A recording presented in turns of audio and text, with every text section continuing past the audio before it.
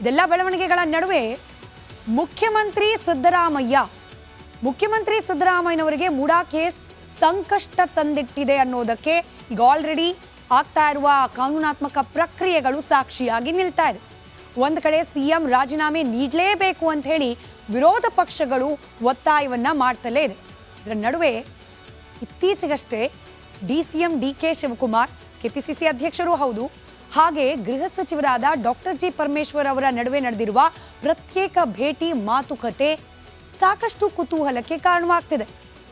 ಪರಮೇಶ್ವರ್ ಅವರಿಗೆ ಸಿಎಂ ಸ್ಥಾನ ಸಿಗಲಿ ಅಂತ ಹೇಳಿ ಯಲೆರಾಂಪುರ ಮಠದ ಹನುಮಂತನಾಥ ಸ್ವಾಮೀಜಿ ಅವರು ದಸರಾ ವೇದಿಕೆ ಮೇಲೆ ತಮ್ಮ ಆಸೆಯನ್ನ ವ್ಯಕ್ತಪಡಿಸ್ಬಿಟ್ಟಿದ್ದಾರೆ ಕೂಡ. ಹೀಗಾಗಿ ನಾನೇ 5 ವರ್ಷ ಸಿಎಂ ಅಂತ ಹೇಳಿ ಸಿದ್ದರಾಮಯ್ಯನವರು ಹೇಳ್ತಿದ್ರು ಕೂಡ ಕಾಂಗ್ರೆಸ್ನ ಒಳಗೊಳಗೆ ಏನೋ ನಡೀತಿದೆ ಅನ್ನೋದಕ್ಕೆ ಪೂರಕವಾದ ಚಟುವಟಿಕೆಗಳು, ಹೇಳಿಕೆಗಳು ಇದೆಲ್ಲವೂ ಮುನ್ನೆಲೆಗೆ ಬರ್ತಲೇ ಇದೆ.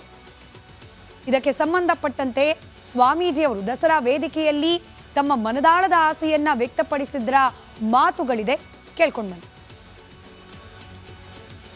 ನಮ್ಮ ಜಿಲ್ಲೆಗೆ ಒಬ್ಬರು ಮುಖ್ಯಮಂತ್ರಿಗಳಾಗಬೇಕು, ಒಂದು ಅವಕಾಶಗಳು ಸಿಗಬೇಕು ಅಂತೇಳಿ ಪ್ರತಿ ಸಾರಿ ಕೂಡ ನಾವು ಅಂದ್ಕೊಳ್ತಾ ಇದ್ವಿ.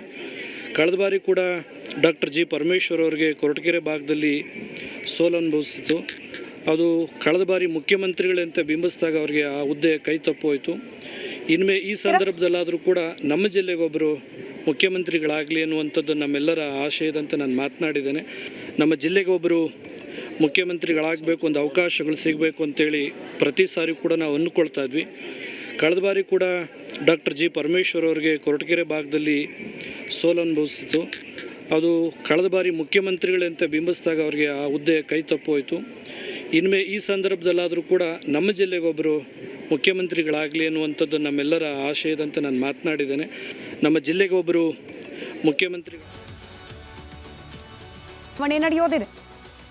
ಯಾವಾಗ ಬೇರೆ ಬೇರೆ ರಾಜ್ಯಗಳಲ್ಲಿ ಚುನಾವಣೆ ನಡೆಯುತ್ತೋ, ಅದರಲ್ಲೂ ಕರ್ನಾಟಕದ ನೆರೆಹೊರೆಯ ರಾಜ್ಯಗಳಲ್ಲಿ ಚುನಾವಣೆ ನಡೆಯುತ್ತೋ ಆಗೆಲ್ಲ ಇಲ್ಲಿನಿಂದ ಹಣ ಸಂದಾಯ ಆಗತ್ತೆ ಅನ್ನೋ ಗಂಭೀರ ಆರೋಪ ಇದೆ. ತೆಲಂಗಾಣ ಚುನಾವಣೆ ನಿಮಗೆ ಮತ್ತೊಂದು ಲಿಂಕ್ ಕೊಟ್ಟು ಹೇಳಬೇಕು ಅಂದರೆ, ವಾಲ್ಮೀಕಿ ನಿಗಮದ ಬ್ರಹ್ಮಾಂಡ ಭ್ರಷ್ಟಾಚಾರ ಅದರಲ್ಲಿ ಚಾರ್ಜ್ ಶೀಟ್ನಲ್ಲೇ ಮೆನ್ಷನ್ ಆಗೋಗಿದೆ. ಪಕ್ಕದ ರಾಜ್ಯಗಳ ಚುನಾವಣೆ, ಅದರಲ್ಲೂ ತೆಲಂಗಾಣ, ಆಂಧ್ರದ ಚುನಾವಣೆಗಳಲ್ಲಿ ಕರ್ನಾಟಕದ ವಾಲ್ಮೀಕಿ ನಿಗಮದ ಹಣ ಬಳಕೆ ಅನ್ನೋ ಗಂಭೀರ ಆರೋಪ. ಈ ಆರೋಪ ಕೇವಲ ವಾಲ್ಮೀಕಿ ನಿಗಮದ ಹಗರಣಕ್ಕೆ ಸಂಬಂಧಪಟ್ಟಂತಲ್ಲ. ಬಿಜೆಪಿ ಅನೇಕ ಚುನಾವಣೆ ಸಂದರ್ಭದಲ್ಲಿ ಕರ್ನಾಟಕ ರಾಜ್ಯದ ಕಾಂಗ್ರೆಸ್ನ ಲೀಡರ್ಸ್ ಇಲ್ಲಿನ ಹಣವನ್ನ ಬೇರೆ ಬೇರೆ ರಾಜ್ಯದ ಇಲೆಕ್ಷನ್ ಫಂಡ್ಗಾಗಿ ಹೈಕಮಾಂಡ್ ನಾಯಕರಿಗೆ ರವಾನೆ ಮಾಡ್ತಾರೆ ಅನ್ನೋ ಆರೋಪವನ್ನ ಮಾಡ್ತಲೇ ಬಂದಿದೆ. ಇದು ನಿಜವೇ ಆಗಿದ್ದಲ್ಲಿ ಮಹಾರಾಷ್ಟ್ರ ಚುನಾವಣೆಗೂ ಕೂಡ ಇಲೆಕ್ಷನ್ ಫಂಡಿಂಗ್ ಕರ್ನಾಟಕದಿಂದ ಹೋಗಬಹುದಾ ಪ್ರಶ್ನೆಯನ್ನ ನಿಮ್ಮ ಮುಂದೆ ಇಡ್ತಾ ಇದ್ದೀವಿ. ಇಂಥದ್ದೊಂದು ಆರೋಪ ಬಿಜೆಪಿ ಮಾಡ್ತಾ ಇದೆ.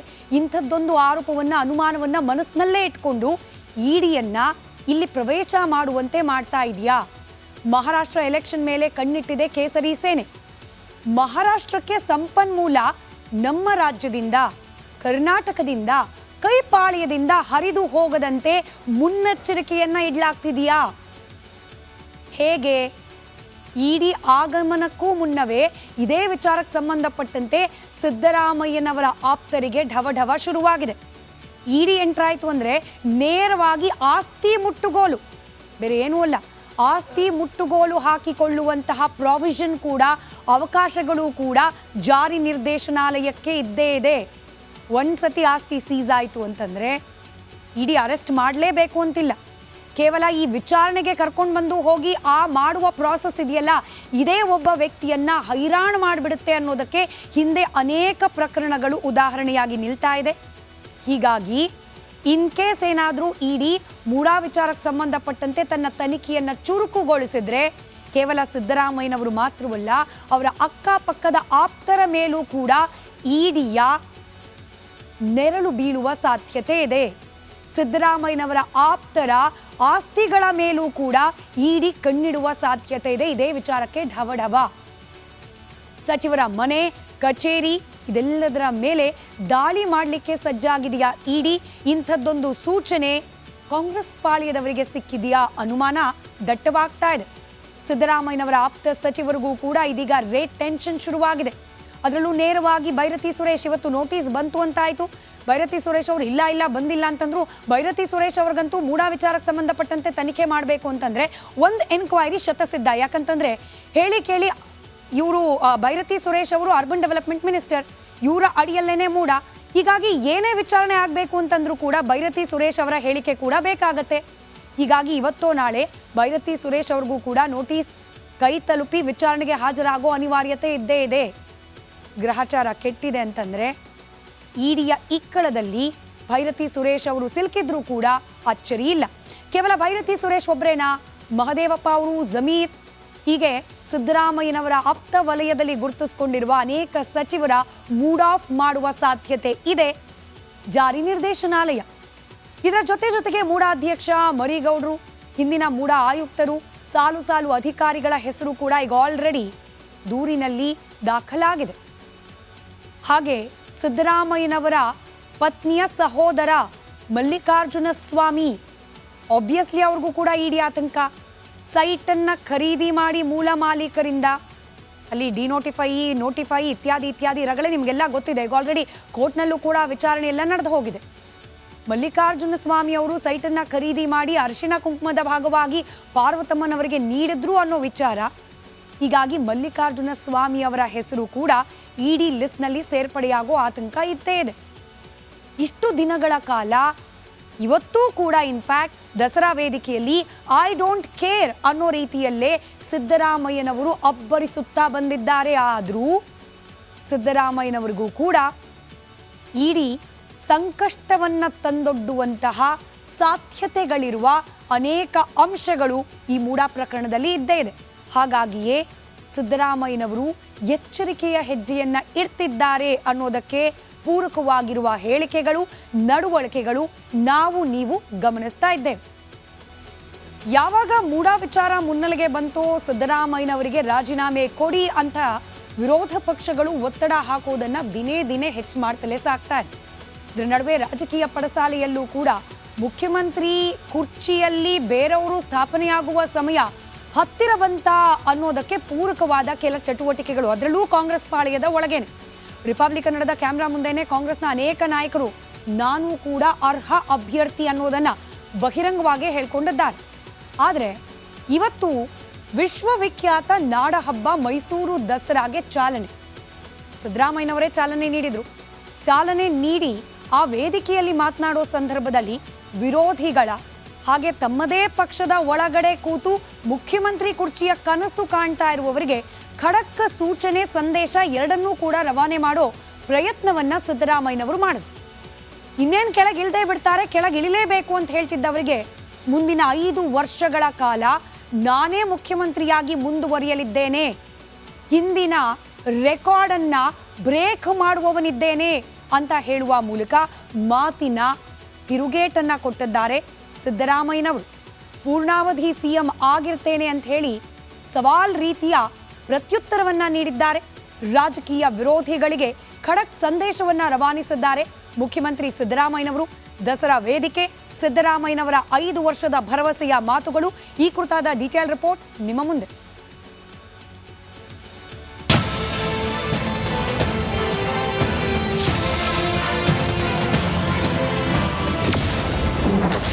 ಮೈಸೂರು ಪೇಟ ಬೇಡ, ಸಿಎಂ ಪಟ್ಟ ಬೇಕು. ಮುಂದೆ 5 ವರ್ಷ ಸಿದ್ದರಾಮಯ್ಯ ಮುಖ್ಯಮಂತ್ರಿ. ಸಿದ್ದರಾಮಯ್ಯ ಯಾರಿಗೆ ಗೊತ್ತಿಲ್ಲ ಹೇಳಿ, ವರ್ಣರಂಜಿತ ವ್ಯಕ್ತಿತ್ವ, ದೊಡ್ಡ ಸಾಧಕ, ಸಣ್ಣ ಪುಟ್ಟ ವಿವಾದಗಳ ಮೂಲಕವೂ ಸುದ್ದಿ ಮಾಡಿದ ನಾಯಕ ಅಂತ ಸಿದ್ದು ಇವತ್ತು ಕೂಡ ಸದ್ದು ಮಾಡಿದ್ರು. ದಸರಾ ಉದ್ಘಾಟನೆಗೆ ಬಂದ ಲೋಕಲ್ ಹೈದ ಮೈಸೂರು ಪೇಟ ಧರಿಸಿಕೊಳ್ಳಲು ನಿರಾಕರಿಸಿದ್ರು. ಹಾರ ತುರಾಯಿಗೆ ಕೊರಳೊಡ್ಡಿದ ಸಿದ್ದರಾಮಯ್ಯ. ಪೇಟ ಹಾಕುವಾಗ ಬೇಡ ಎಂದ ಮುಖ್ಯಮಂತ್ರಿ ಹಾರ ಶಾಲು ಹಾಕಿಸಿಕೊಂಡು ಸನ್ಮಾನ ಸ್ವೀಕಾರ ಮಾಡಿದ್ರು. ಚಾಮುಂಡೇಶ್ವರಿ ಮೂರ್ತಿ ಪಡೆದು ಧನ್ಯರಾದ್ರು. ಮತ್ತೊಮ್ಮೆ ಪೂರ್ಣಾವಧಿಗೆ ನಾನೇ ಮುಖ್ಯಮಂತ್ರಿ. 5 ವರ್ಷಗಳ ಕಾಲ ಅಭಿವೃದ್ಧಿ ಮಾಡ್ತಕ್ಕಂಥ ಪ್ರಯತ್ನವನ್ನು ನಾವು ಮಾಡೇ ಮಾಡ್ತೀವಿ ಅಂತಕ್ಕಂಥ ಮಾತುಗಳನ್ನು ಕೂಡ ಹೇಳಲಿಕ್ಕೆ ಬಯಸ್ತಾ ಇದ್ದೇನೆ. ಹಿಂದೇನೂ ನಾನು ಮುಖ್ಯಮಂತ್ರಿ ಆಗಿರುವಾಗ 5 ವರ್ಷಗಳ ಕಾಲ ಬಹುಶಃ ಕರ್ನಾಟಕದ ಇತಿಹಾಸದಲ್ಲಿ ದೇವರಾಜ ಅರಸರವ್ರನ್ನ ಬಿಟ್ಟರೆ 5 ವರ್ಷಗಳ ಪೂರ್ಣಾವಧಿಯನ್ನು ಪೂರೈಸಿದಂಥ ಮುಖ್ಯಮಂತ್ರಿ ಯಾರು ಇದ್ದರೆ ಅದು ಸಿದ್ದರಾಮಯ್ಯ ಅಂತಕ್ಕಂಥ ಮಾತು. ನನ್ನ ಮೇಲೆ ಚಾಮುಂಡೇಶ್ವರಿ ಕೃಪೆ ಇದೆ. ಈಗಲೂ ಕೂಡ ಎಷ್ಟೇ ತೊಡಕುಗಳು ಬಂದರೂ ಕೂಡ, ಕಷ್ಟಗಳು ಬಂದರೂ ಕೂಡ ಚಾಮುಂಡೇಶ್ವರಿಯವರ ಕೃಪಾ ಆಶೀರ್ವಾದ ಇದೆ ಅಂತಕ್ಕಂಥ ಮಾತುಗಳನ್ನು ಹೇಳಲಿಕ್ಕೆ ಬಯಸ್ತೇನೆ. ಜನರ ಆಶೀರ್ವಾದ ಇದ್ರೆ ಏನೂ ಆಗಲ್ಲ. ಸತ್ಯಕ್ಕೆ ಯಾವಾಗಲೂ ಜಯ ದೊರೀತದೆ. ಅದಕ್ಕೆ ನಾನು ಅನೇಕ ಸಾರಿ ಹೇಳಿದ್ದೀನಿ, ನಿಮ್ಮೆಲ್ಲರ ಆಶೀರ್ವಾದ, ಈ ರಾಜ್ಯದ ಜನರ ಆಶೀರ್ವಾದ ಈ ಸರ್ಕಾರದ ಮೇಲೆ, ಸಿದ್ದರಾಮಯ್ಯನ ಮೇಲೆ ಇರೋವರೆಗೆ ಯಾರು ಕೂಡ ಏನು ಮಾಡಲಿಕ್ಕೆ ಸಾಧ್ಯ ಇಲ್ಲ.